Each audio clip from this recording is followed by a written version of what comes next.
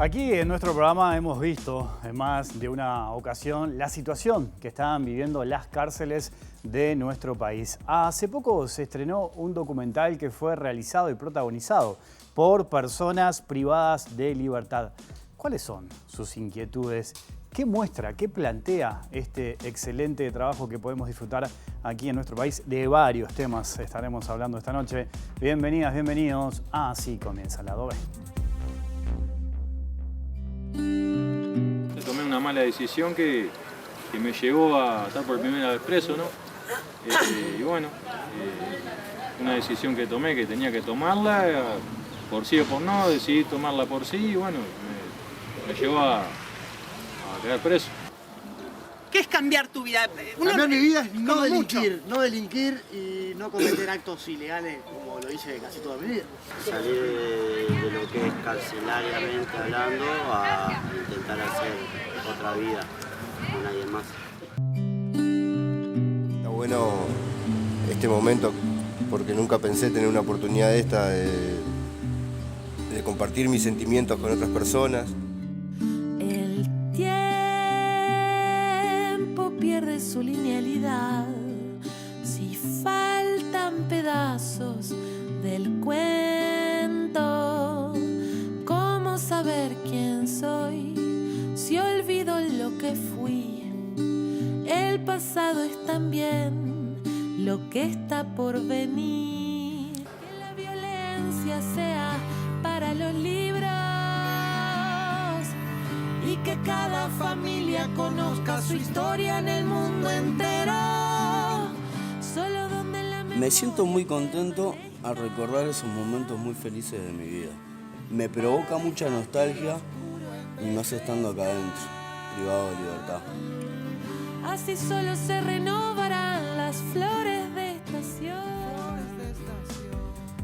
De varios temas estaremos hablando esta noche aquí en Lado B en vivo, en la pantalla de TV Ciudad, con Carolina Aizmendi, que es actriz, docente, educadora del Programa Nacional de Cárceles. Carolina, es un gusto recibirte en Lado B. ¿Cómo andas? Bienvenida. Bien, muy bien, muchas gracias. Bueno, vos venís trabajando desde hace tiempo en las cárceles. Este documental, veíamos el tráiler recién, Trayectos de Memoria, ¿no? Unidad 7 de Canelones. Veíamos cosas, testimonios, imágenes, ahora vamos a charlar un poquito de eso. Pero bueno, ¿cómo surge este trabajo que tienen los privados de libertad como protagonistas? Bueno, surge, yo hace 5 años que trabajo en esa unidad, el taller Palabras en Movimiento que se instaló y ha tenido continuidad. Dentro del marco del PENEC, del programa, nosotros dentro del taller siempre tenemos como 2 grandes objetivos. Uno es que sea un espacio para pensarnos, ¿no? Para los que participan, para resignificar cosas. Y después otro de los objetivos es siempre intentar permear la reja, ¿no? Intentar que el adentro y el afuera siempre tengan algún tipo de comunicación. Porque creemos que la reja es una ficción, porque parecería ser que el mundo que está adentro y el mundo que está afuera no tuviesen nada que ver.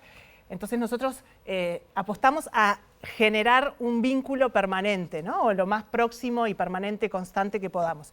Este documental surge justamente de la pregunta ¿cómo nos seguimos contando? Nosotros con el grupo terminamos un proyecto anterior que terminó siendo un libro sobre textos donde con talleres de canelones literarios intercambiaban textos, ¿no? Entonces se comentaban y se leían y bueno, generamos eso que terminó siendo una publicación. Lo presentamos en la unidad, lo presentamos afuera, bueno, hicimos todo ese cierre. Bueno, y teníamos que seguir. Y la pregunta es, ¿cómo seguimos? Y bueno, y dijimos, ¿cómo nos contamos? ¿Cómo seguimos contándonos? Eso es lo que queremos.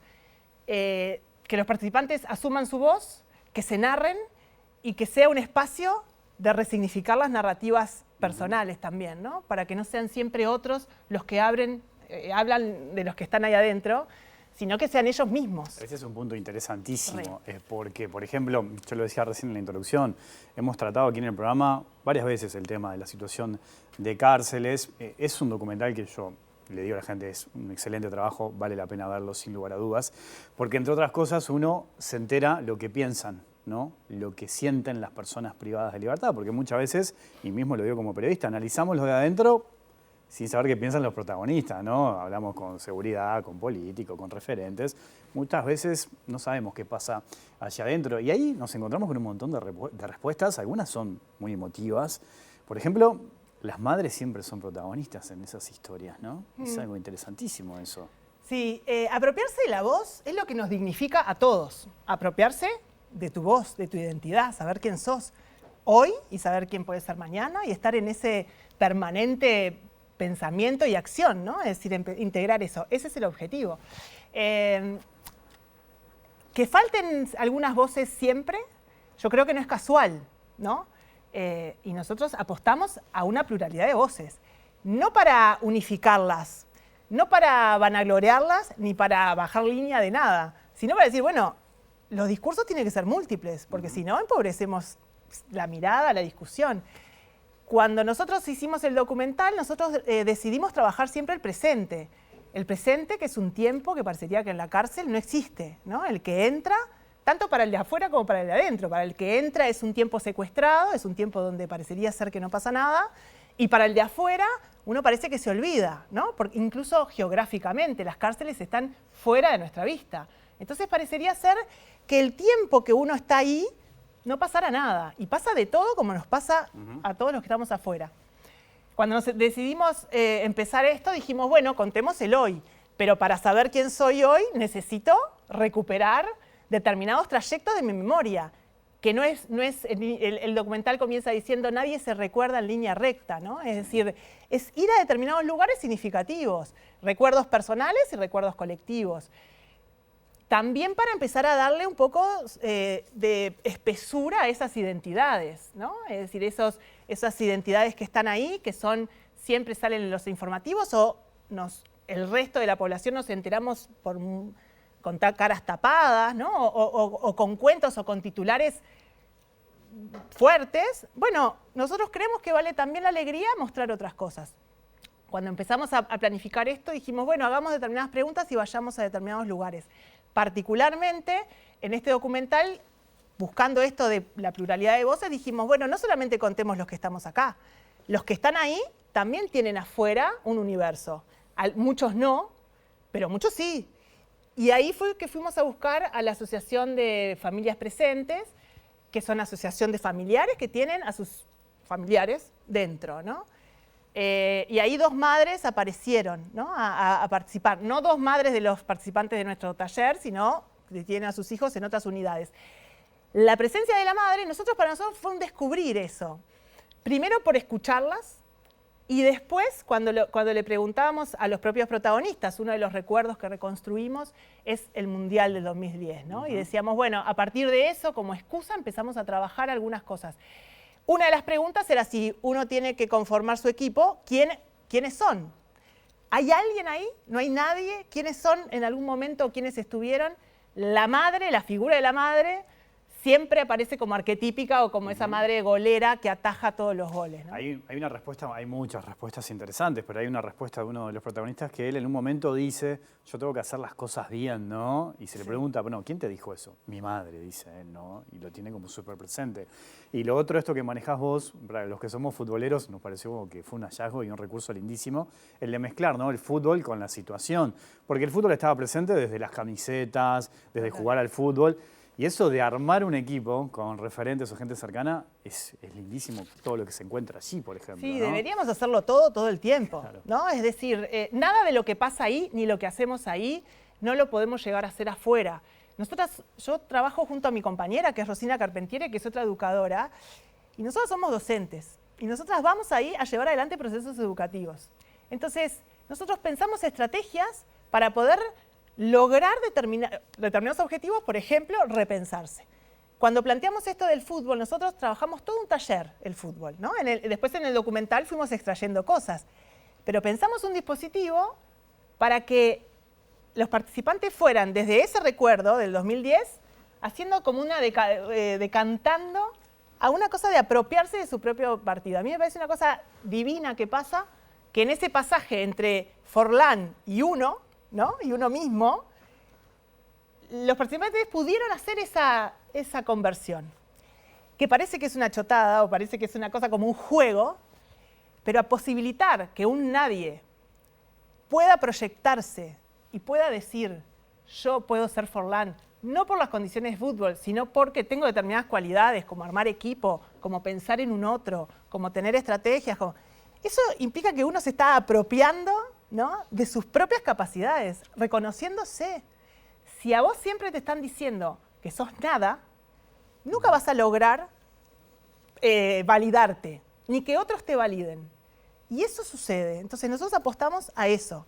Entonces lo del fútbol es la gran metáfora, no hay quien zafe de eso, ¿no? Claro, todos caemos, ¿no?, en las metáforas futboleras. Exacto. Vos mencionabas recién que la madre era la golera porque era la que atajaba todos los penales. Sí. Después aparecía ese goleador que tenía todo para triunfar y que después por distintos motivos no pudo triunfar. Eso también está presente, por ejemplo, ¿no? Eso es increíble. Ahí Pablo, que es el que dice eso, porque también está bueno saber que tienen nombres, ¿no? Y hay una historia atrás. Y él, Pablo particularmente, él dice, a mí me crearon la cancha, me armaron la jugada y yo definí mal.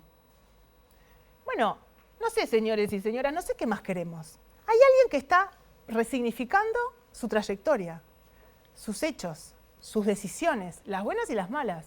Bueno, eso nosotros dijimos, ok, ya está. Digo, esto funciona, porque si hay alguien que se puede repensar, pero no solamente desde la culpabilidad o desde asumir socialmente un rol, que ni que hablar hay que hacerlo, pero también saber que uno es parte de una trama mayor, no para justificar absolutamente nada, pero para enriquecer también el pensamiento. Los equipos somos todos, entonces también hay que saber en qué lugares estamos o en cuáles no estamos y qué jugadas habilitamos o no. Esa respuesta es clave, porque él lo que dice esa persona es, yo tenía todo como para triunfar, que me fuera bien, desde el sacrificio de mis padres, un escenario en el que quizás a mí me podía ir bien, sin embargo yo mismo me equivoqué y no fui ese goleador que termina haciendo un gol. Ahí me quedé con eso que dijiste, ¿no? Es un compromiso de toda la sociedad, ¿no? Y ahí vamos siempre al, ellos que están adentro y nosotros que estamos afuera. Es todo lo mismo, en Exacto, realidad, ¿no? Porque las decisiones son personales, pero también son colectivas.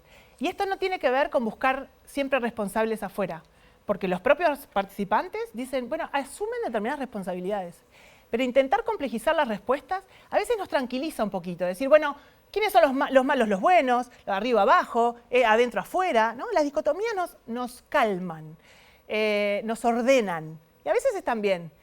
Pero desde el área educativa, que es donde nosotros trabajamos, nosotros apostamos a la complejización, no a la simpleza. A complejizar el pensamiento, a complejizar el sentir, el saber que uno puede construir comunidad, porque además de todo, quienes están ahí, un día va a ser tu vecino. Si no es ya alguien que tú conoces, que puede ser tu amigo, tu hermano, alguien, ¿no? Entonces, a lo que voy es que la construcción no es una cuestión solamente de buenos ciudadanos, de bondad, de empatía, que ni que hablar. Hay otros objetivos también que, aunque eso no te interese demasiado, bueno, también hay que pensar que los que están ahí adentro también van a estar afuera, ¿eh? Entonces, si no construimos y esperamos a que una vez que salgan vemos qué hacemos, bueno, mirá, por algo, ¿no? En este sistema, después habría que ver si la cárcel sirve o no sirve. La realidad es que hay una cárcel y es el castigo punitivo donde alguien que comete un delito transgrede la ley va ahí. Bueno, si no hacemos algo con la gente que está ahí, el día que salgan, porque van a salir, va a ser tu vecino y ahí el problema lo único que hice fue como aplacarse, como quedar en stand-by, como congelarse. Pero los problemas siguen estando. Vos sos actriz, sos docente, das clase también, liceos públicos, privados, y estás trabajando como educadora, como decías, hace 5 años en la cárcel de Canelones. ¿Qué te da trabajar en la cárcel, por ejemplo? Me da un territorio donde poder ejercer la responsabilidad que asumí el día que dije que iba a ser docente. Yo creo que los docentes, la educación no lo puede todo, o sea que no es una cuestión de no hay un objetivo salvador, no hay un objetivo que uno cree que a través de la educación todo. Es el pequeño territorio donde yo siento que puedo no solamente visibilizar, sino que puedo incidir. Eso lo hago en cualquier aula. Aula liceo, aula cárcel, aula parada de ómnibus, ¿no? Es decir, siempre que tenga un intercambio y también en un escenario, ¿no? Es decir, es mi manera.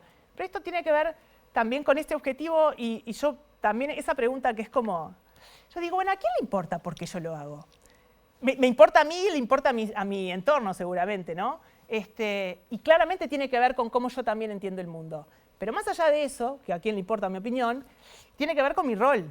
Yo soy docente Y como docente soy parte de una trama. Y el día que me recibí, yo dije, bueno, yo voy a entrar a un aula o voy a estar en el intercambio. Y el día que fui actriz también, dije, porque acá hay que incidir. Yo tengo una responsabilidad. Y si tenés un poder, aunque sea esto, el tema es cómo usás ese poder. Y yo creo que por eso voy. Porque creo que se puede, debo hacerlo. Y quiero además, ¿no?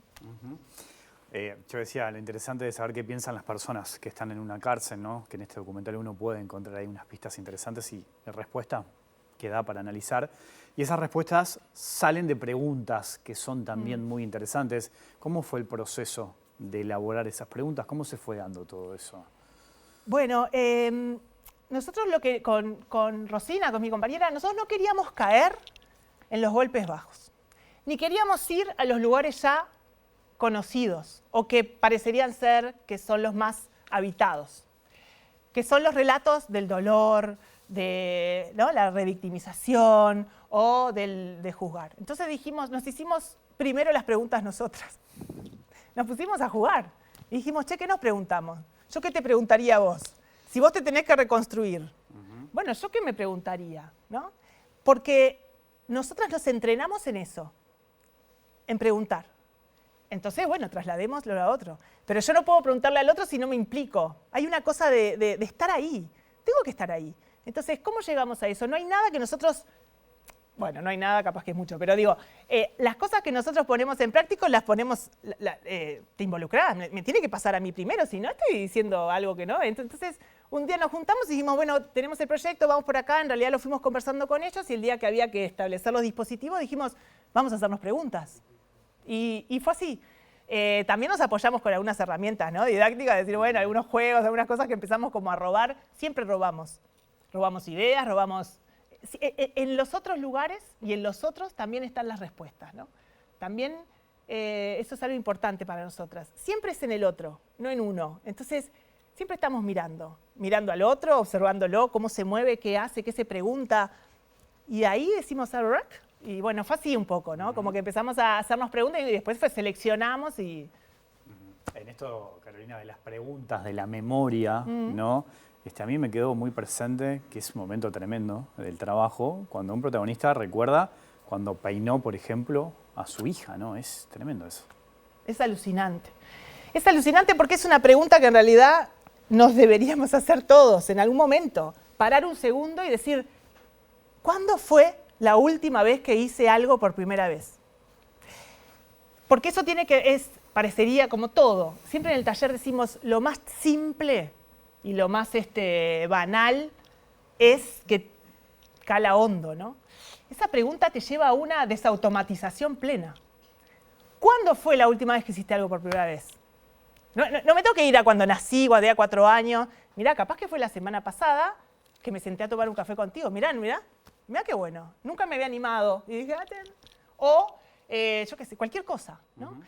Miguel, y además lo que está bueno es que nosotros, por supuesto, las preguntas siempre son abiertas. Por supuesto que podía pasar cualquier cosa, porque uno habilitaba a que el recuerdo viniera, y recuerda algo de una ternura, y que era cómo ejerce él su paternidad. El día que peinó a su hija por primera vez, porque a la hija la mamá la peinaba, le tiraba el pelo y le fue a pedir a él. Digo, ahí uno que parecería ser como una pregunta, bueno, peinó a la hija, eso nos habilitó a tener una gran charla sobre la paternidad. Además, la Canelones es una cárcel de varones.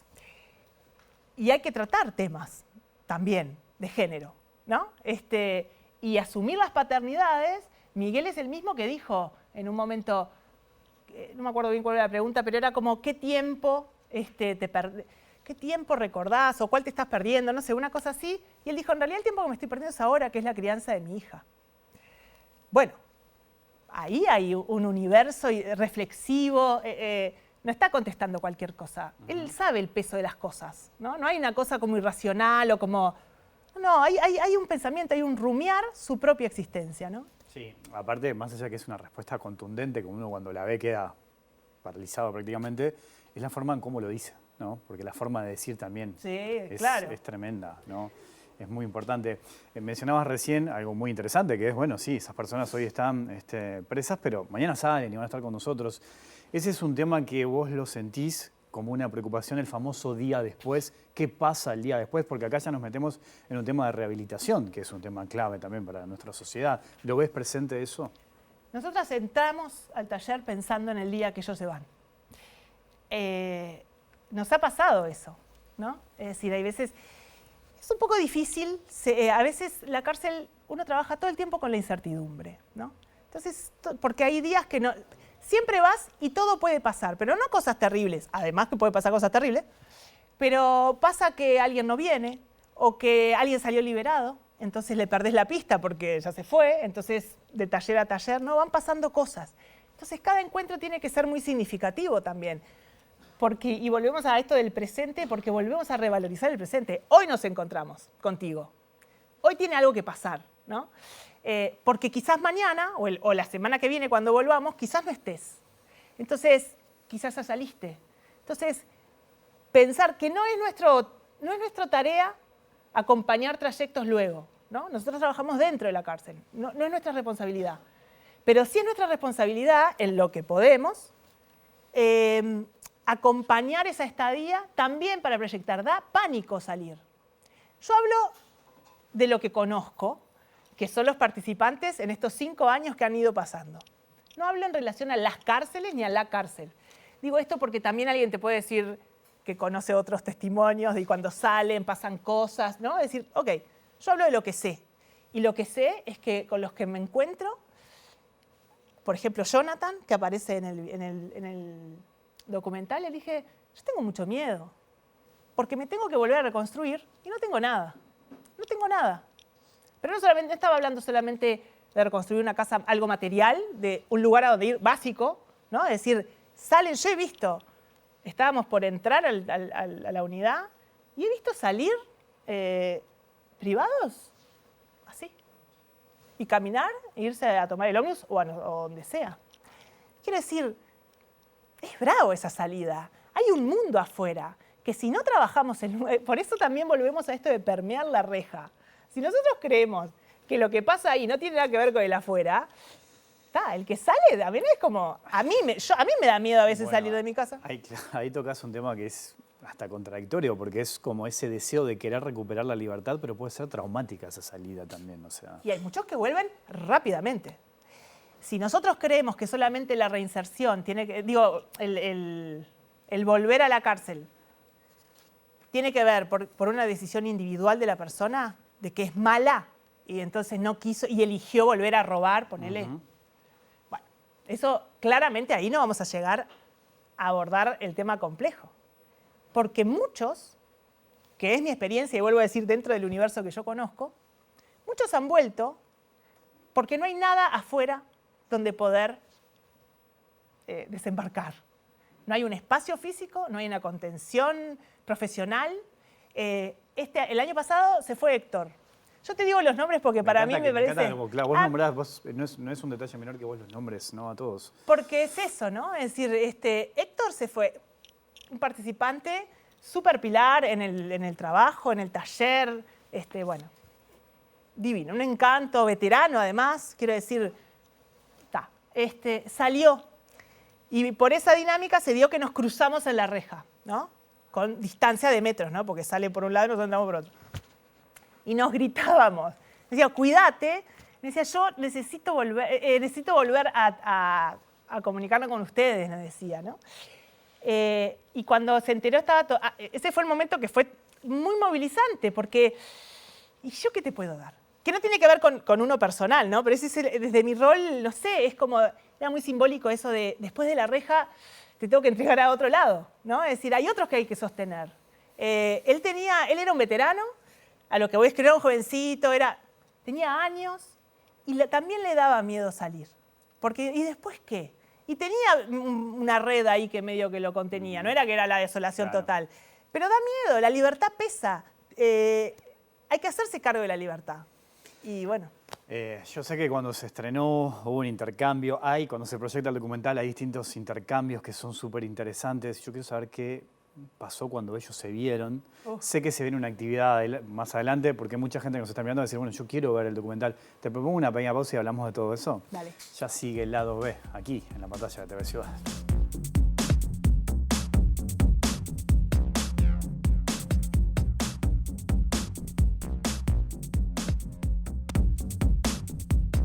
Seguimos en vivo aquí en el lado B, en la pantalla de TV Ciudad, conversando con Carolina Aizmendi.